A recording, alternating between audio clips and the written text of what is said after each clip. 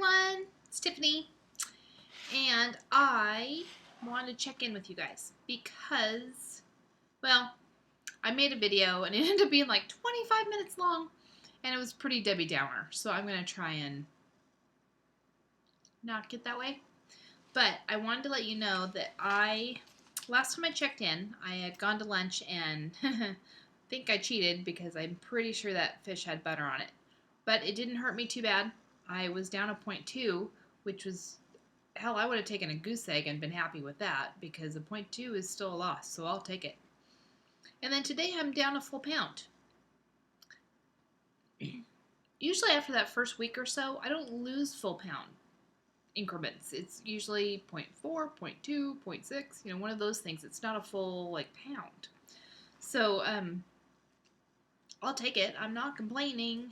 In fact, you know what it does? It puts me at a 0.6 away from new territory. Territory that, I really had to think about today of when I saw that last. And I am not 100% sure, but I'm thinking it's probably anywhere from 18 to 20 years old. I think by 21 I was higher. In fact, I know I was. But so somewhere right in that post-graduation to a couple years of college, I was probably in this weight range, or close to this weight range. I haven't been in the 180s in really, I'm 44 now, so 25 years, easily. And some, yeah. So that's kind of exciting. And I don't know why I don't know, I don't feel as good about my body yet. And I think it's because I'm pushing, my head wants me to keep going, keep going, keep going. But my head and my body don't seem to get along right now. I'm not tempted to cheat or anything like that, but I'm looking at the calendar and I know that the end of this month is the end of my round. And it's been a long round. I'm going to be looking at, 75 days probably on, not counting those 2 weeks off. So that's going to be a really long round. And I think it's just because I finally found something that works so well and so easily. I know the head games, I know the food is, but really, you're not at the gym 2 hours a day to maintain this. You're not, it's the easiest and the hardest diet/protocol I've ever had to do. It really is. It's, people ask me how it's going or, what, and it's hard to explain. It is the easiest because all you do is limit your food and eat certain foods and it just comes off you. And it's the hardest because it's your head. It's all these years of this emotional, psychological, I don't even know if they're habits. It's just a coping mechanism that we've used. And I found it really interesting that almost all of us related to Chicky's bullying story. And in fact, it wasn't only for me at school. I got it at home a little bit.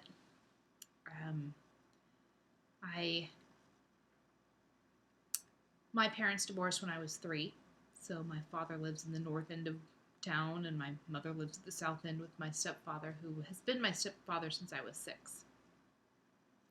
So he's another dad to me, and I joke about it, but it's true. I was the practice kid for both dads. My little sisters both have really good, solid fathers in their lives, where I was the practice kid. And, I'm glad that they both have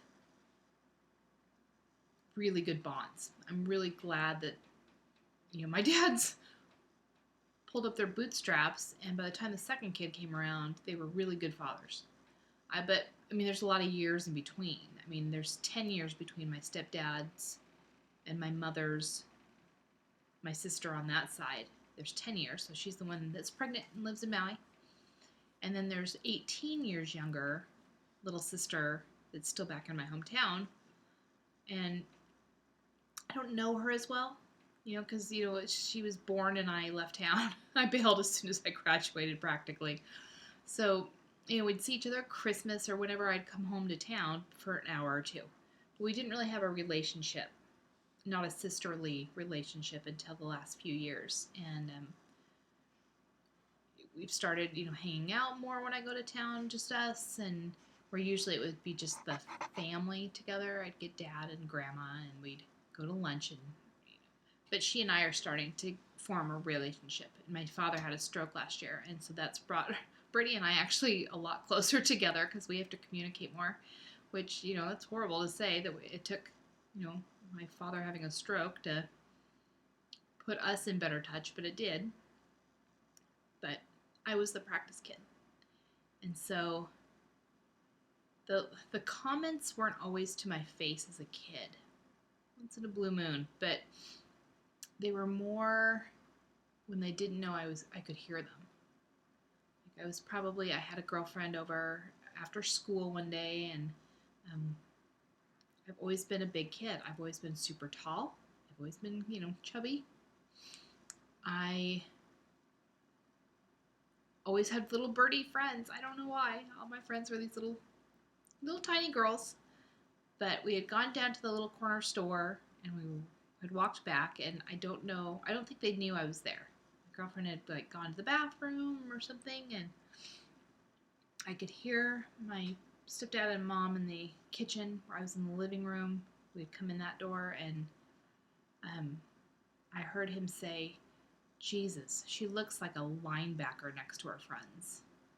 And my mom go, "I know, I've got to start doing something." And I was probably third, fourth, fifth grade, one of those. And so those little comments started digging in. And so I was kind of bullied at school. And you know how it happens with everybody, the fat kid. You are the one who, I self-deprecate. And I join in on the bullying to myself. You make fun of your own self. You pretend it doesn't matter. You just laugh it off. And it gets to you after a while. In fact, I just want to make sure I don't go too far this time. I talk about a princess. I was the first grandbaby. I was the first great grandbaby for 10 years. I was the princess. And my family had this, we called it the compound because it was a 5-acre plot that my great grandparents owned. And they had their house in the front of it, and then in the backside around by the field was a huge duplex. Now that I think about it, the thing was a monster. And my grandparents lived in one side, and my great aunt, which was my great grandmother's sister, lived in the other side.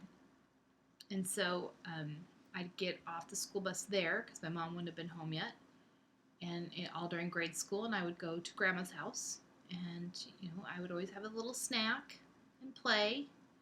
And then I'd go over to great grandma's house and I'd have a little snack and I'd play. And everything from school just kind of went away because I was then the baby. And, and then not every day would I go to my aunt's, but my great aunt's, but sometimes I'd go over there too and she'd have cookies or something for me. So I'd have 3 after school snacks. They wouldn't be, huge, but they'd still be, cookies and junk. Only my grandma would make me eat carrots. Something that I was like, oh. And then I would go home and eat dinner, basically, and then want a bowl of ice cream before bed because that was my treat, so I could stay up a little longer. I'd eat it really slowly, and then I could stay up and watch The Love Boat. I had a system.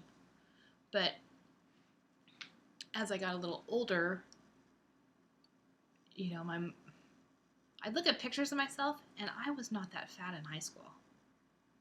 I want to go back to that. I mean, sure, I had a little bit of pudge, but I was not as fat as in my head, or that everybody made me feel like. Anyway, but my mom would be like, "Oh my gosh, you should try this. It's so good. Here, have a bite." Oh yeah, you really shouldn't. So those comments were my entire life. That was fun. And I don't think she does it maliciously, is the thing. I think she just, I don't know. It's weird.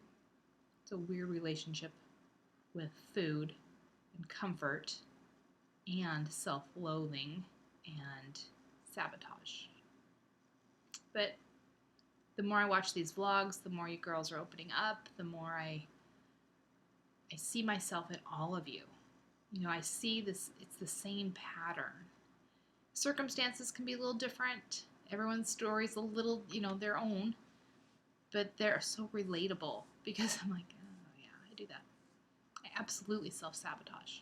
I'm going to actually break this into two because I have shout outs to do and I'm not done yet. So I'll be right back.